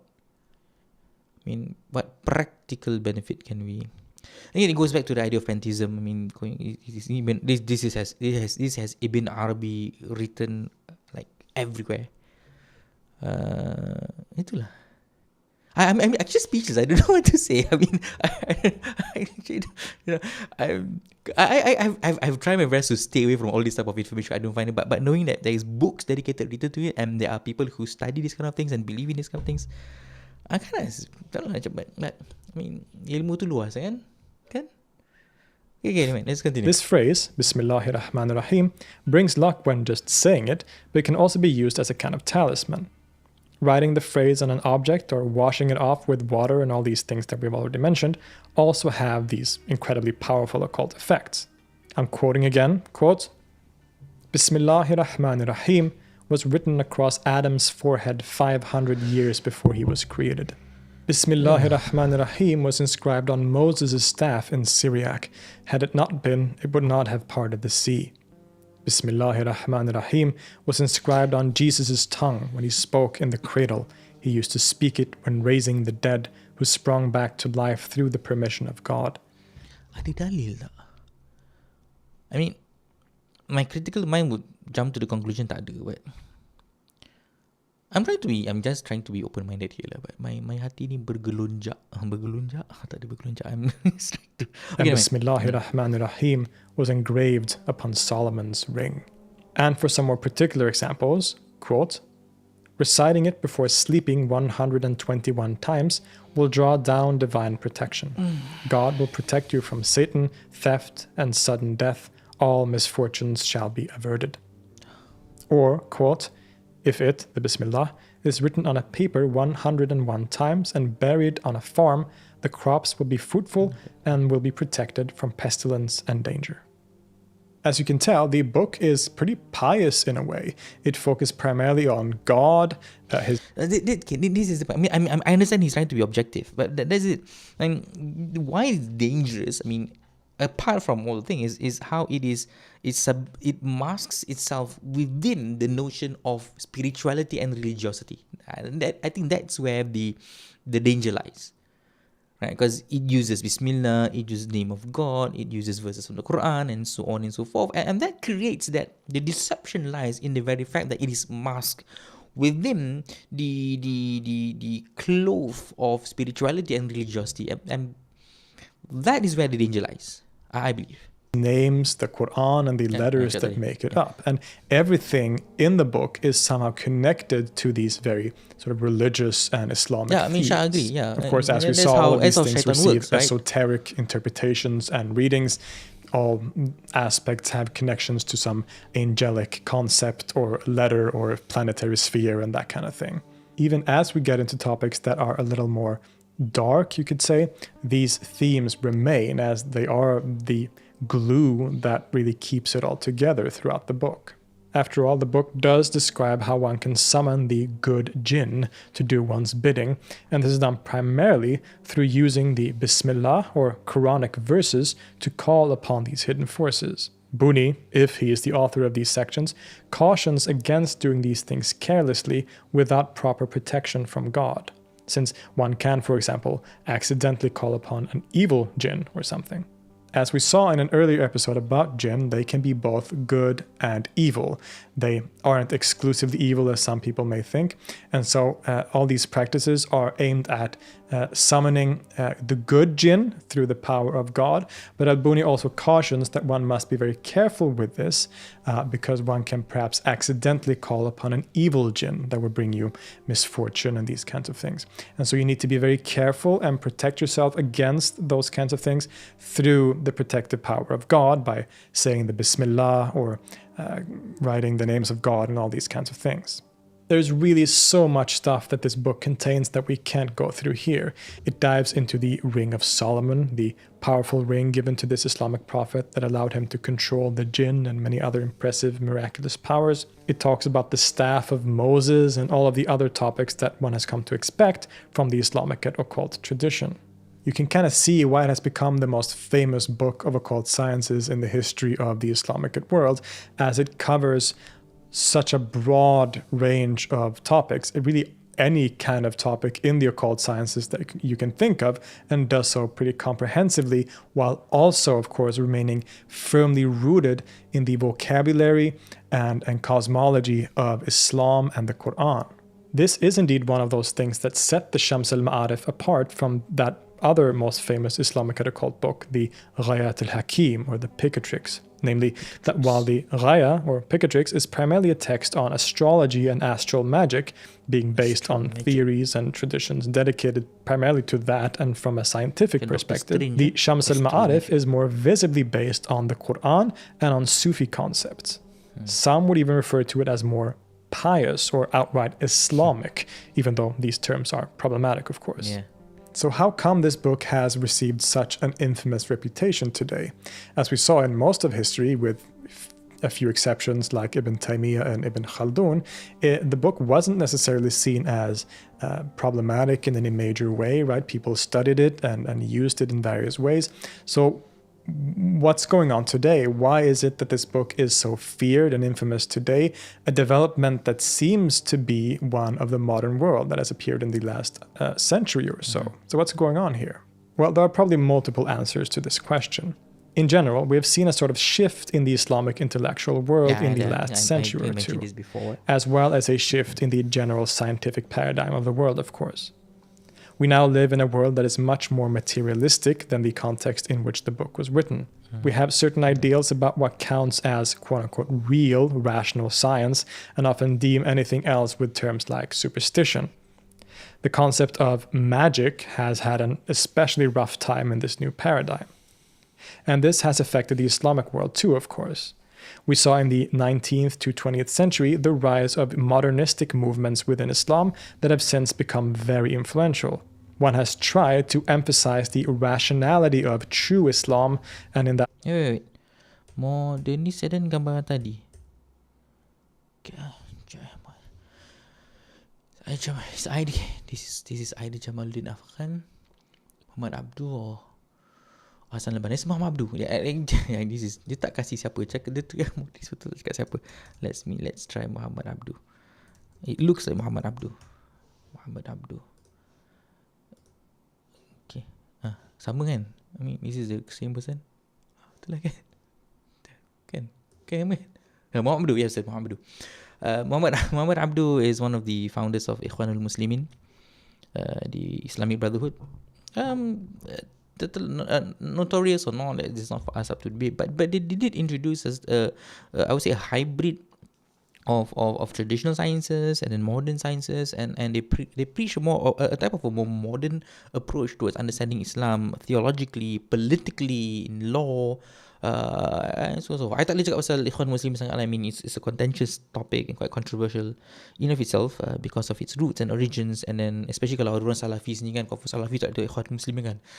But this is Muhammad Abdul. I just nak check sekali. Muhammad Abdul kan? Yeah, should be Muhammad Abdul. Looks like him. Yeah, okay, Muhammad Abdul. The rise of modernistic movements within Islam that have since become very influential.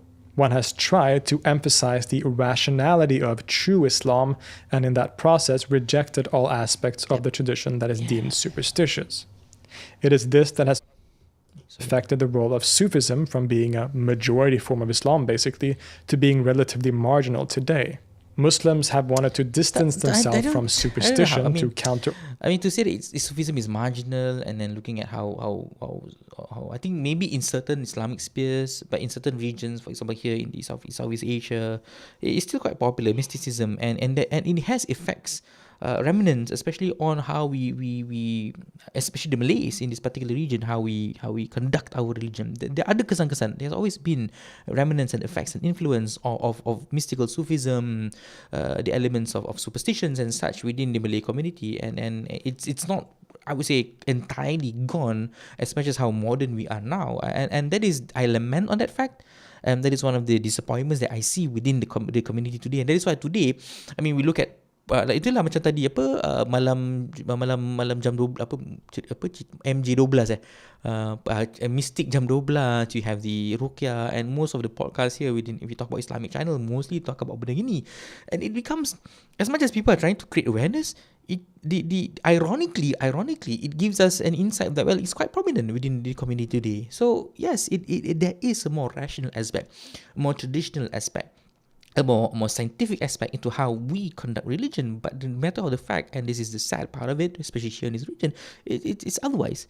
It's totally contradicting to what this person trying to say. I mean, I'm saying I expect this is to be the fact, but here in Singapore especially, I mean, we're not looking at Malaysia, Indonesia. It doesn't seem to be the fact.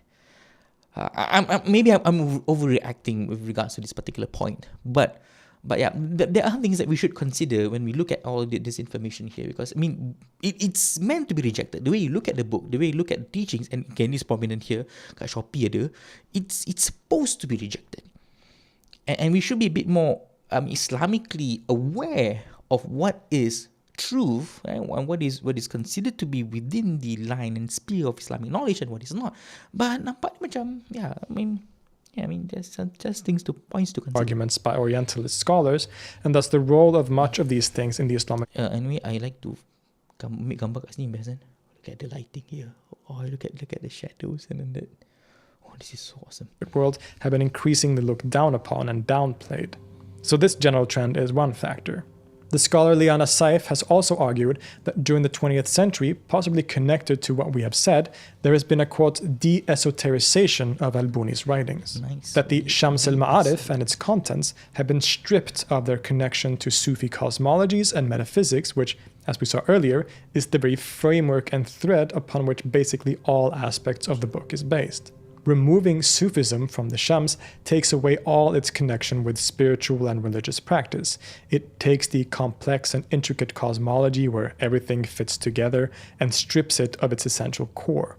Grimoires and books of magic written by controversial occultists in Egypt in the 20th. I tak faham yang ni.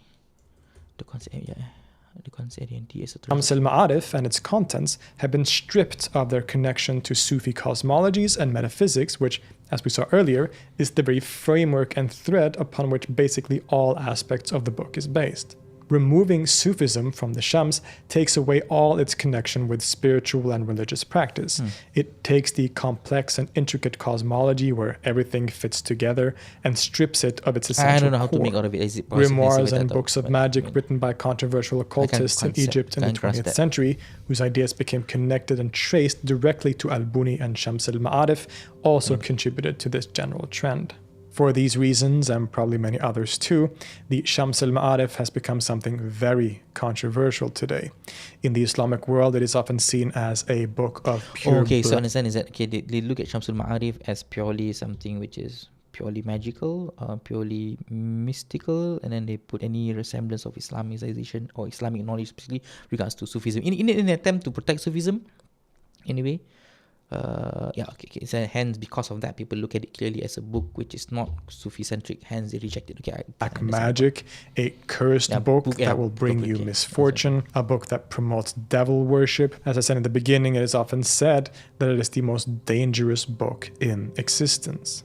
On the other hand, we have other groups that have a relationship with the book that is a bit more akin or similar to how many in history have studied this book, seeing it as a tool for spiritual development and esoteric Sufi ideas, but of course while keeping a very strong emphasis on the fact that it needs to be studied with a proper teacher so that there can't be any misunderstanding of what the book teaches. In other words, it is a book that evokes many different kinds of emotions from different kinds of people.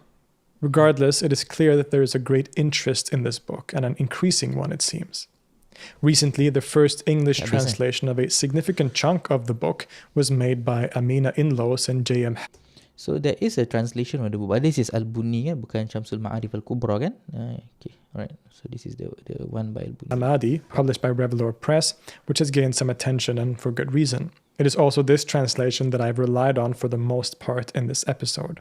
It is clear that the occult sciences has been a prominent part of the Islamic world historically, and in many places still today. Remember that we are using the word Islamicate rather than Islamic. And this is the first time I use this. So there is a difference.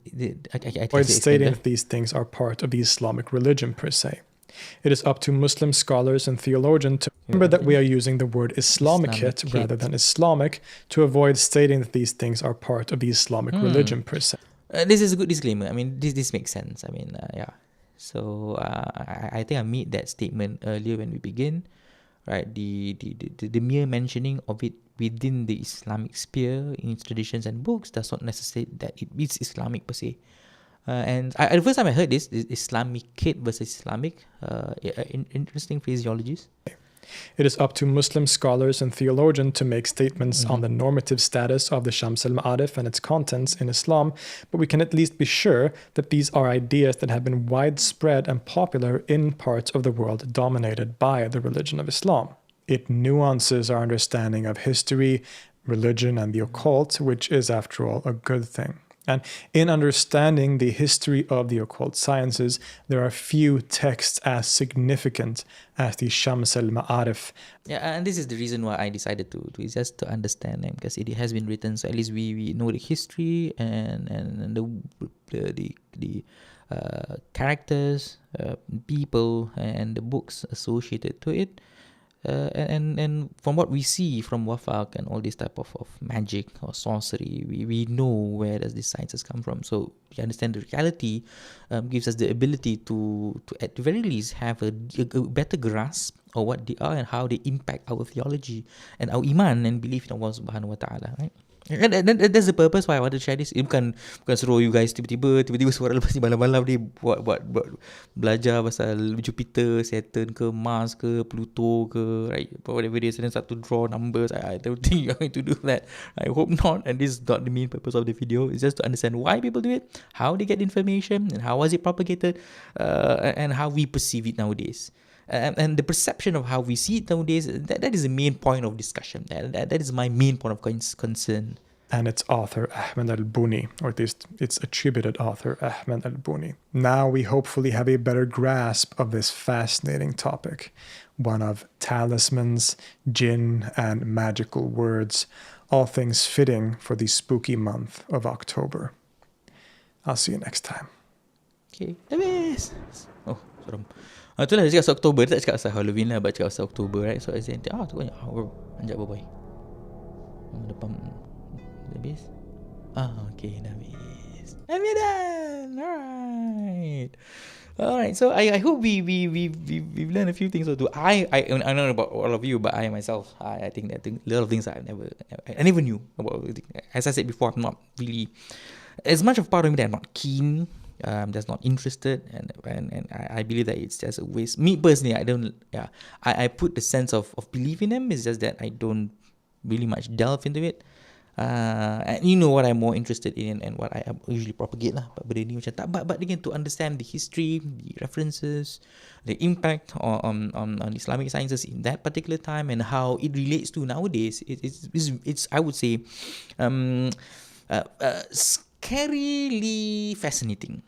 Yeah, for better or for worse. Oh, alam. Right? So alhamdulillah, we're done. Thank you so much for joining me tonight for our watch along or watch together. And if anybody here has any other videos that you want kita nak tengok sama-sama, if you find beneficial, or maybe we could ramai-ramai find it beneficial, please do drop me a message, right? And they drop me personally a message or drop me on Instagram for next week's session. I have a few videos in mind that we could discuss, and it's not entirely 100% Islamic, but it is something worthy of maybe we could think about, things that is worthy of contemplation, introspection, and things of such. So we'll do other videos. Bola pun boleh, no worries. Kalau Wan masih ada sini, insyaAllah lah, kalau ada time kita satu hari kita buat bola. Maybe we will look at the video, we'll discuss the video if and when is optimistic. If Spurs menang, tak kisahlah apa-apalah, Champions League ke, Premier League ke, then maybe we'll talk about that. I want to talk about a video regarding watches. I have a video in line, but tak tahu bila. But we look at how it goes lah. Macam mana lah. So I would like to take this opportunity to say thank you to everyone who joined me and joined us this night, and hope whatever we have watched is beneficial for us. And as much as it is, I believe it should give us more zeal to abstinate, or more zeal to abstinate, right? I think more I would say intent, more motivation, drive to stay away from all these type of blasphemous information and knowledge, and especially for family members. I mean, kadang-kadang benda ni ada, right? So there's another, we can walk this talismanic magic in Islamic world. Ada ni. Sorry. Ni there is, you can watch all the videos on your own. So I macam tadilah Syamil katakan, I would recommend this video, YouTube channel for this type of content. As much as it's not an objective video whereby I tell you benda ni haram and no, it's more very subjective, very objective. Very objective in how they relay the information. Is very academic, and you have to postulate your own understanding. But I appreciate the effort put in with the references and the research done, so we have a broader and more comprehensive understanding for us to create our own understanding and our own practice. Okay, so alam. So with that, thank you so much. Terima kasih. Tadi siapa-siapa yang dah join, thank you so much. Sabrina, thank you Syamil, hope to see you next week inshallah.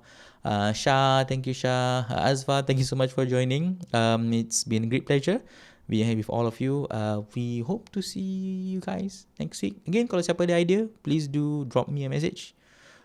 We could do something next week inshallah. I have one video in mind, kind of a bit weird, a very weird video. Tak tahu if it's in line dengan kita itu, but apa, kita try. Right? So thank you so much. Have a good night. Take care. Right? Nak baca doa wal asri saja kafara tapi tak payahlah. Right? See you guys. Take care. Thank you again. With that, Assalamualaikum warahmatullahi wabarakatuh. Bye bye semua. Bye bye.